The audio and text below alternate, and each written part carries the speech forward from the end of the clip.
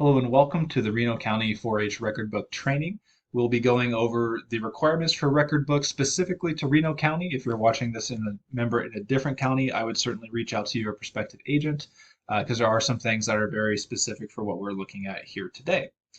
So to get us started, we're going to look at a little bit of reasoning for why including record books is part of your yearly activities within 4-H itself. And really one of the biggest things that it comes down to for me personally is to start working on setting goals. I think a lot of times our youth have an understanding of what setting goals might look like, but doing record books help them really fine tune that process in a way that can make a big difference for them. You obviously see some other things on your screen itself. A couple other big things to point out, though, is that we're really trying to learn how to communicate, prioritize, and summarize what was going on throughout the year and throughout their entire project. And then lastly, not even on your screen, there is, of course, a competition that goes for this as well, where it is possible that if you do well at your local level and you're in the senior division, you can move on to regional project records or even state level project records, which have their own awards that are associated with it. As far as what makes up a record book, this is information that is actually also found on a record book check sheet that is available on the Reno County website. But this would be everything that will be going in the record book for the year 2022. So we want to have that check sheet. We'll have a personal information page, your Kansas 4-H project report, your 4-H story, and Kansas 4-H permanent record. 4 of these 5 things can be found on our website and are very easy to work with. The only thing that is not would be the 4-H story, but that's really just a Word doc that you'll be filling out. And we'll talk more about each of these as we move forward. As far as how you can complete your record books, the top 2 ways are certainly the most common, but you can also have it written by hand. Traditionally in Reno County, it seems that most people are used to using the fillable PDFs, and I think that works out very well for people. Currently, the state has been using ZBooks for just a year, but it is something that a lot of agents are recommending, that it is easy to use throughout the entire year and not just the last little bit before record books are due.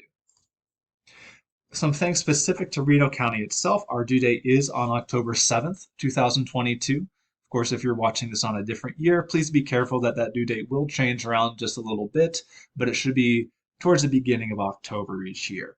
A couple of things that you might want to be aware of is that young members can actually use pencil if they're writing anything out. And certainly if you have to use handwritten portions as part of your records, that is fine. I would just suggest that you try to keep sections consistent. The last couple of things to be aware of, the one record book for each member is important. You're not making a separate record book for every single project, but you can have multiple projects in your one record book for the year. And very lastly, of course, for Reno County, currently our livestock sale does have a requirement of having at least one animal record turned in each year. So by completing your 2022 record book with at least one of those animal projects, you'll be qualified for that portion of the 2023 livestock sale at the Reno County Fair. As far as what it takes to put the record book together, this is the same slide that you saw a couple ago, but it is the order that we'll be addressing things going throughout this presentation. So we'll start out with the record book check sheet and progress our way through those other requirements. The check sheet is probably the easiest step in the entire record book, but it's also the thing that you kind of do at the very end. And what I'm really saying is that it's just your way to make sure you have all the requirements included. So it is just a single page. Again, it is on the county website. You can find similar information on the state page, but again, be careful that the 4-H story that is unique to Reno County is only found on the check sheet through the Reno County page. Essentially, all that we're doing with this is just making sure that we have all the information to the record book itself. So this is not something that's going to be graded by the judges. It's more of a tool to help you make sure you're not forgetting something on accident. And lastly, though it's not the focus of this presentation, if you qualify for regionals or state, there is a second page that has that information, again, through our county website. The next thing that you'll have in your record book is your personal information page. And this one is also fairly simple to fill out. On the right side of your screen, you see just the fillable PDF. So if you save this to your computer, you'd be able to just click on these individual boxes and type in your responses to each of them. The whole idea here is that we're just including a little bit about yourself, but also what projects you are enrolled in throughout the year. So as you look through previous year's information for record books. If you've been in the same projects every single year, you'll have a similar list each time. But it can also show that for a lot of our members, as they are getting older, they're trying out new things to see if they might be interested in it. This is also the same form that has been used in previous years. There has been no changes to it. So if you have something that you used from last year, you should be able just to update it for this year and be good to go. Again, this information is not judged. It is mostly just to show that what projects the person is enrolled in, and of course for them to sign underneath to say that our 4-H members are the ones that are doing the work of this record book. Okay, next we have probably the biggest part of the record book itself and one of the main focuses, the Kansas 4-H project reports.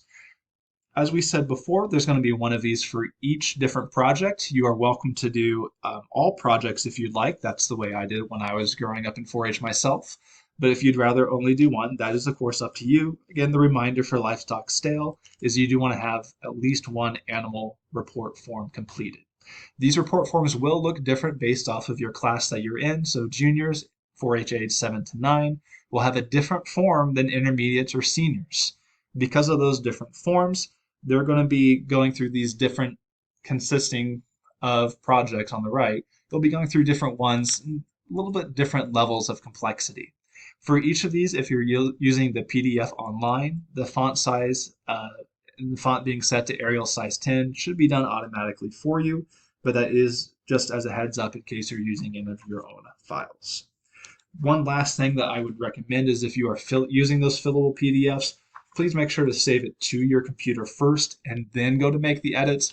That typically works out a lot better, and you're less likely to have something happen where it accidentally doesn't save your work and you're stuck having to redo something. So as we move forward here, we're going to look at just a few of these sections a little bit more closely. A lot of them are rather self-explanatory, and we can go over more at the record book training sessions here in August, but I wanted to at least highlight a couple things for you. The first one's going to be goals, and I really like the setup that we have here of breaking down goals into a couple of big things. From my experience as a teacher, I know that a lot of times we tend to set goals that might not be specific enough or doesn't really fit the categories that can help us make the most changes in our project itself. So you have the example on your screen of your action, what's your desired result, when you want to have that happen, and how you're going to get some help to do that. Those first three things, yes, they fit great for record book goals, but really they fit great for any sort of goals that you're making at any point in life. What are we going to do? How am I going to specifically do that? Or what's going to make it seem like it is actually better? And then when am I going to do it? So for example, instead of making a goal saying, I want to get better at woodworking, we want to be very specific and say, I want to get better at woodworking by using a better type of joints or being able to use wood glue effectively through, and then saying a specific project goal from that. Okay, the next section that we're actually skipping to is clear to section 7 for general project finances. And I'm skipping to this one because this is typically where I start to see a few more questions that come up. So in our situation here for the general project, this is really just trying to teach our members a way to keep track of expenses. If you've done the fashion review, for instance, they have a cost per wear that they talk about. That's something that you've kind of filled this part out already for that project. For those of you who haven't done that yet, we're essentially just trying to get our members an understanding of the expenses involved with a project.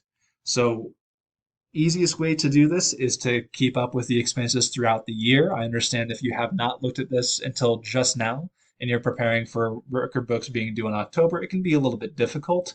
But really, we're trying to focus on accuracy much more than we are on profit or loss. A lot of times for 4-H projects, we kind of expect to see a little bit of loss for that because we are investing in not just the project itself, but the skills that we're building in the future.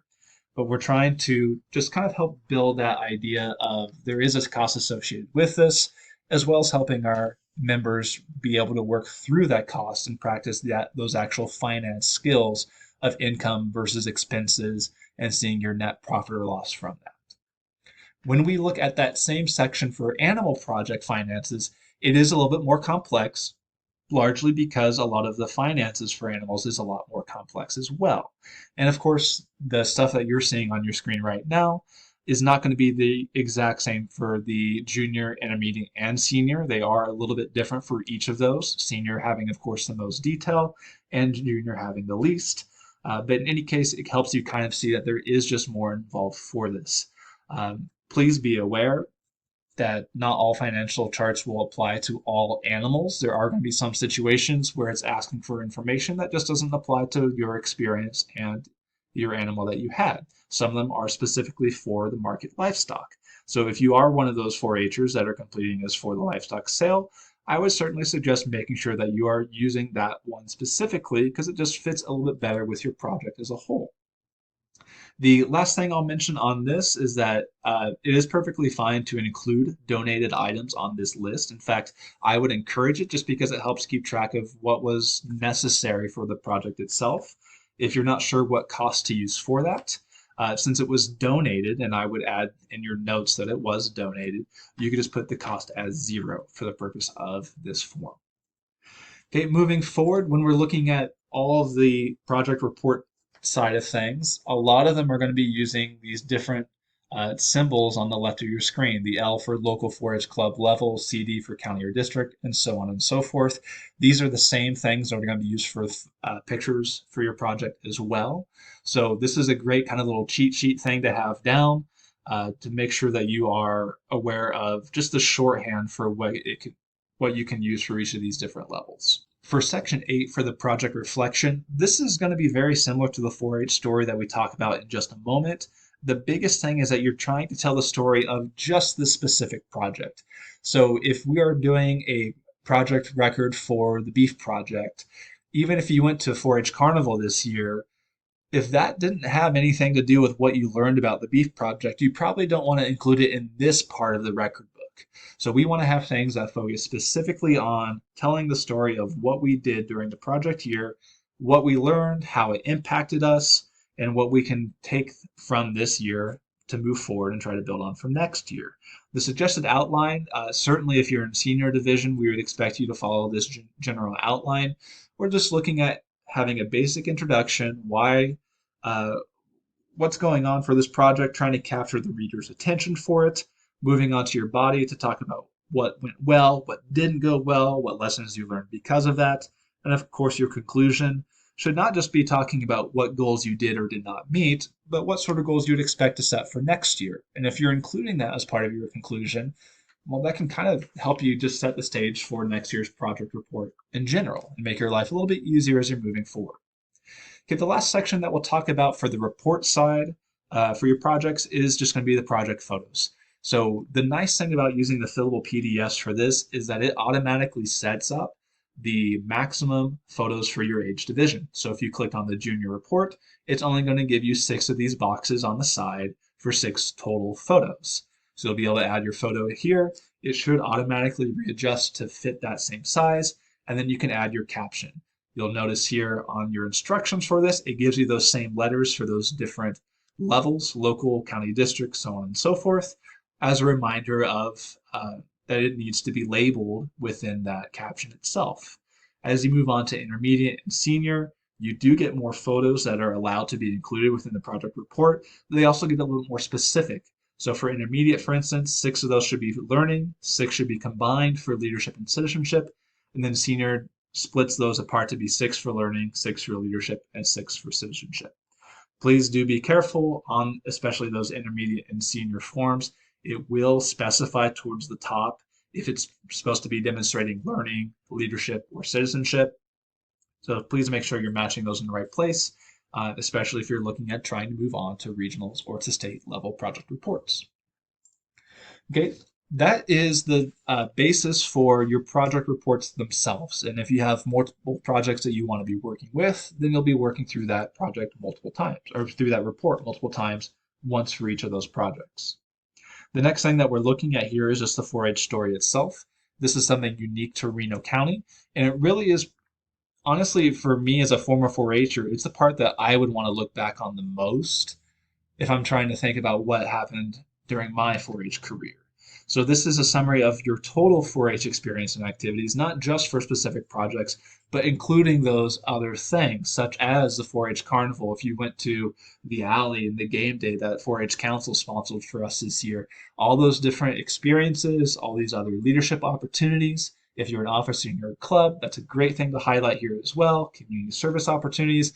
You guys know that there's a lot of things going on in 4-H, so there's a lot of things that could be included here.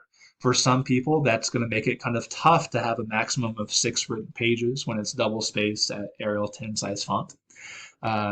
But we also want to make sure that we're keeping our memories somewhat concise as we're working through and being able to tell that story in a good way. 3 pages for pictures. This is something that is not as regulated as the PDFs as you have before. You're able to put this into just a blank sheet of paper, but please do make sure that they are of a size that is easy to work with and that you include those captions still as you're going through. Okay, the last thing that will be a part of your record book is just your permanent record. And the nice thing about this is if you've done record books before, then you're really just adding on to this no different than you have in the past. If this is your first year doing a record book, this form is found both on the Reno County website as well as the state website. They're the exact same form in both places, but it's just a Word document that you can use.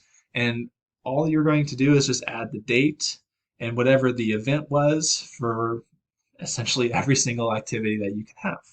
So this is a great resource. A lot of times when we have students that are beginning to apply for scholarships or for awards, having this permanent record and having it completed every single year makes those applications incredibly easy because you have exactly what happened on exactly what date at exactly what level. So it can be very helpful to have these as you're progressing through your 4-H career and moving on to other opportunities afterwards. One thing to make note of, if you started this permanent record before October 2020, it might look slightly different than the format here. You do not need to start over on that. You are more than welcome to continue to use the same file that you have saved already and just keep adding lines to it. So a lot of times for this permanent record, for if it's your first year, you'll probably just have the one page. People that have been around for 10 years are going to have multiple pages of all these different things that they've been involved with. Okay, the last thing we'll kind of mention as far as our record shows in general is just going to be qualifying for regionals or state. Not the main focus of this because we're just trying to get some basics down. But if you are in the senior division and looking at moving towards regional or state level, please be aware this is the rubric that we're going to be working with to evaluate your record books at the local level. It's the same thing they're going to use at the state level as well. So when you get feedback on that, you know some things that you can address for that. There are additional requirements for regional and state record books. For regional and state, you're going to have a cover letter and resume. And then this last one, the project award video, that is only for state record books. So that you're aware of that. It's only if you moved on to the state competition. Okay, the last couple of things that we'll tidy up with here today are just some tips to help you make sure that you're on the right track. I know that you are probably seeing this more towards the last minute, but as we think about record books in the future, they really are the easiest if you're working on them throughout the year. Quality over quantity, if I had to pick one of these bullet points to be the most important, I would probably stick with this. It is much better to have fewer entries within your records that are higher quality than to have a lot of things that are kind of hastily put together or rather sloppy itself. So certainly focus on quality over quantity. If this is your first year and you're really not sure about it, again, I would certainly suggest focusing on one, and we can build upon that as we get more confident in the future. Taking pictures throughout the year can be incredibly helpful and make it a lot easier to put those photo pages together, both for your 4-H story and for those project records. And of course, keeping a journal or computer file can be very helpful. One thing that might even help you out with that is keeping your permanent record as a Google Doc or something that you can access from your phone and just update while you're doing it. It'd be really nice if you had done the community service project with your club and could, as you're on the way home, just add it to the Google Doc so you don't have to worry about accidentally forgetting it. The last thing on there, projects are completed by the fair, so most of your record books can be done by then. We do hope, of course, that you've done well at the fair and can move on to the state fair and include that within your record books. But a lot of the groundwork could be done with these to make your life a little bit less hectic once school is starting here in the fall. Okay, with that, that is going to be the end of this video. If you have any questions, we do have a couple sessions coming up soon. There should be flyers at the table if you're watching this at the fair itself, or we'll post those as well on the website. Of course, if you have any other questions, please feel free to reach out to me both through the email that you see on your screen or on the phone number provided. Thank you so much for your time, and I hope it's been helpful.